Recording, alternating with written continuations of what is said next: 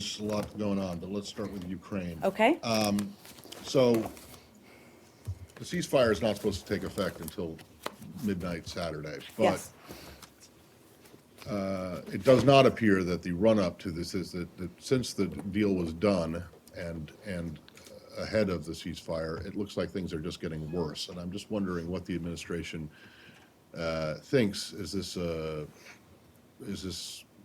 a harbinger of doom, or do you still think that this is that this will work, that the agreement will work? Well, we are very concerned about continued fighting along and beyond the line of contact, including in heavily populated civilian areas, and reports of additional resupplies of tanks and missile systems coming across the border from Russia in the past few days. And I have a little more detail of that. I just want to go into for a moment here.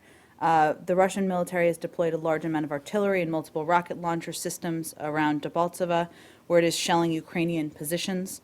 We are confident that these are Russian military, not separatist systems. The Russian military also has air defense systems deployed near Debaltseve. We are also confident these are Russian military, not separatist systems. Russian units along the border with Ukraine are preparing a large shipment of supplies to pro-Russian forces fighting in eastern Ukraine. This is clearly not in the spirit of this week's agreement.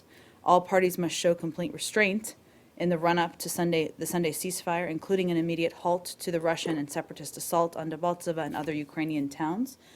Clearly, the same options that have been on the table remain on the table. And obviously, we'll be watching closely to see what happens over the course of the coming days. On those, where the information on the Russian equipment is coming from, where it's not coming from Senator Inhofe's office, I hope. No, it's coming from our own internal information we were able to make U.S. public. information, not Ukrainian information. Correct. Okay. And so, but you say clearly it's not in the spirit of the agreement, which would appear to be the case if it's true. But what does this tell you about the agreement itself, and whether or not it's even, realistic to think that it might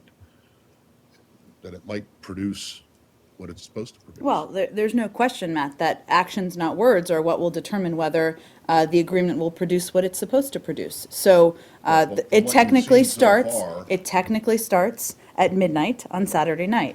We will clearly be watching in the coming days to see whether it's abided to. By a ceasefire is the first part of this, and so.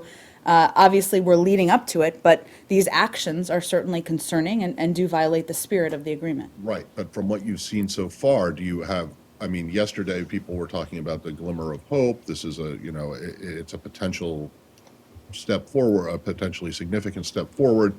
What you have seen between when the agreement was signed and now, do you still believe that there's any chance of it working? Well, we're going to see over the coming days whether it works or not. Obviously, there's a timeline for the ceasefire officially starting, and so we will give it some time to see if it starts. The last one. One of the priorities for you guys, and also one of the priorities for Ukraine, has been the release of this woman. Yes, Nadia Savchenko. You've raised her case numerous times from here, as have the Ukrainian authorities have as well. And today, and it was understood, I think, at least from your point of view, you believed, and the Ukrainians believed, that she would be released as part of the release of all the prisoners. This does not appear that it does not appear that this is going to happen. From the Russians say that it's not going to happen. Do you have any comment on that? Well, let me just reiterate that we've called for Nadia Savchenko's release since she was first illegally spirited across the border and put on trial in Moscow. She's a hostage of the Russian government, and she must be released immediately. This week's agreement calls for the exchange of all hostages and illegally held persons taken during the conflict. In our view, this clearly includes Nadia Savchenko. We've seen the comments of some Russian officials. Obviously, this will continue to be a point of discussion in the implementation of this agreement, but we believe that she is part of the agreement. Okay, so you think your understanding is then that anyone, regardless of whether they've been charged with or accused of crimes, should be held by either side, should be returned. Well, our view is that she falls into the category of someone who is illegally detained. Okay, So she would be, and it's written into the agreement that those people are included. So, Jen, you expect the ceasefire to take effect? I mean, it's like 24 hours from now. You expressed concern but you still expect that the ceasefire will be implemented. Well, Said, I think that's the same question that Matt just asked that we just had a dialogue about. I understand, but you don't, you still believe that I it don't is. have anything new to what I just answered in response to the same exact question. Go ahead. Back to the Russian equipment coming from Russia into Ukraine, you have seen this deployment of military equipment over the last 24 hours since the agreement Past has couple been of days. Past couple of days, I think is an and accurate not way. since the agreement has been signed in Minsk. Well, as you know, it was signed, I guess it was 2 days ago. This has been a bit of a long week, so I think that's correct. So yes, the past couple of days, this has been happening. Go ahead. Hi, Jen. Would you be willing to present the evidence that you have? Because this is what the Russians keep saying, that all of these allegations from the American side are just words. They've been asking for evidence to be presented to, I don't know whom, to the international community, I guess, to the press. Well, I think that's quite quaint because not just the United States, but I'm getting to my point. Right. The United States, the Ukraine, Europeans, NATO, there are a range of officials around the world who have consistently conveyed. There has been information put out by NATO over the course of time. I'm sharing with you information that I'm able to share from our own internal analysis. I don't have more details to provide. We always make efforts to provide as much information as we possibly can. Jen, I understand. We all say the same thing is not proof. You all say the same thing. Well, I would are point all you in to the what same- the yes, Prime on the Minister same of camp. Ukraine said when he offered his glasses to his Russian colleagues so that they could see what's happening in Ukraine. Right. Go ahead. Jen, The answer is no. in your prepared statement a few minutes ago, you at the end of it, you said something that I think was also said during briefings yesterday, that the same options are still on the table. Can you drill into that a little bit for us? What are we talking about? Sanctions, or are we still debating the possibility of arming the Ukrainian military? And has the peace agreement, news of it, changed that debate in the last 24 Well, hours? defensive supplies, which is what you're referring to, remains on the table, as do additional sanctions. That hasn't changed. Obviously, our priority, our preference, I should say here, is seeing that this agreement implemented.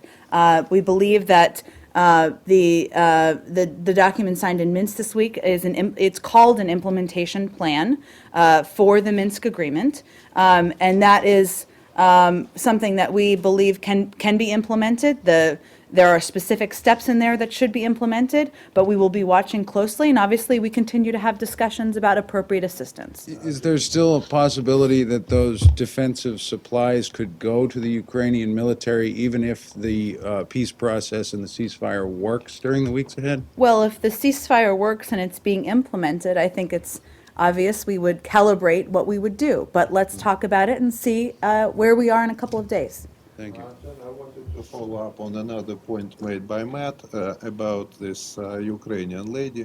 Okay. The Russian press actively speculates that there may be an exchange in preparation, an exchange between the Americans and the Russians who hold this prisoner. Would this be something that would be interested in? No, that's not being considered, never heard it discussed. Do we have any more on Ukraine before we go I on? just want to go back to the question before. I mean, when you say that you have this information about this, the buildup and the transfer of these weapon systems and what was it, the air defense systems and other stuff, that, well, one, is the OSCE aware of this stuff as well? Do you know? I mean, are they, because they've been looked to as being the impartial. We do. We regularly stay in touch with them. I haven't heard them make comments this morning, but we regularly provide any information we have. I have a feeling that you are talking with authority, like hope basically so. a party to the process. But then I have to remind myself that you are not, by your own choice, maybe, or I don't know, a party to that process. So how do you define the American role in making sure that the Minsk II is implemented?